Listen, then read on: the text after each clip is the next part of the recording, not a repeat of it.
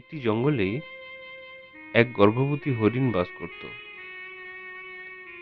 একদিন হঠাৎ জঙ্গলের চারপাশ ঘন কালো মেঘে ঢেকে যায় এবং বজ্রপাত শুরু হয়। সেই বজ্রপাতে জঙ্গলে আগুন লেগে যায়। এদিকে হরিণটির প্রসব বেদনা উঠেছিল।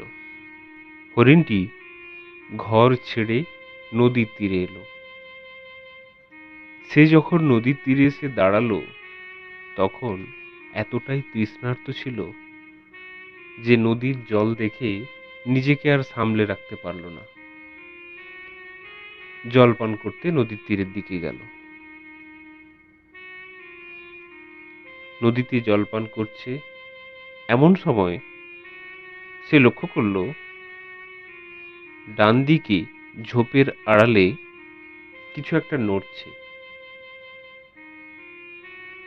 সে দেখল এক শিকারী তীর ধনুক নিয়ে তার দিকেই লক্ষ্য করে দাঁড়িয়ে আছে।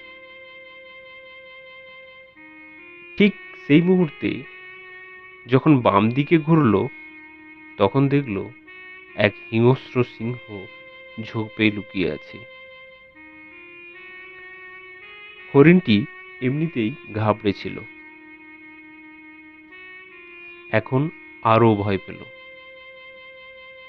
হরিণটির এক পাশে শিকারী, অন্য পাশে সিংহ, তৃতীয় পাশে গভীর নদী, যেটি এই মুহূর্তে তার পক্ষে পেরিয়ে ওপারে যাওয়া সম্ভব ছিল না। আর চতুর্থ, জঙ্গলে আগুন। হরিণটি ভাবল, আমার তো মৃত্যু নিশ্চিত, তাই ভয় না পেয়ে মরব যখন, সাহসের সাথেই মরব। এই ভেবে হরিণটি নিশ্চিন্তে জলপান করতে লাগলো। এমন সময় প্রচন্ড বজ্রপাত শুরু হলো। ওই বজ্রপাতের আলোয় শিকারীর চোখ ঝলসে গেল। শিকারী লক্ষ্যভ্রষ্ট হয়ে তার ধনুকের বাণ যখন ছেড়ে দিল, তখন সেই বাণ গিয়ে পড়ল সিংহের গায়ে। তখন সিংহের নজর পড়ে শিকারীর উপর।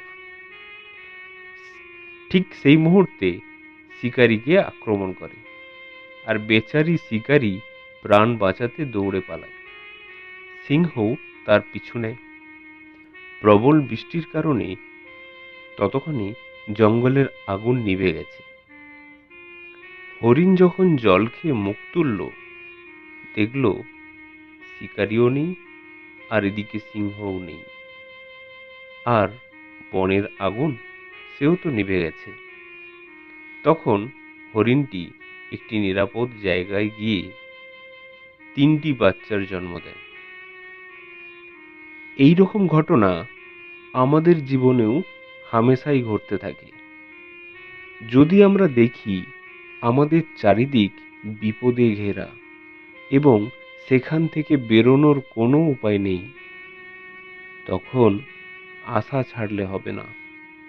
যত সমস্যাই আসুক, ভয় পাবে না, সমস্যার সম্মুখীন হও।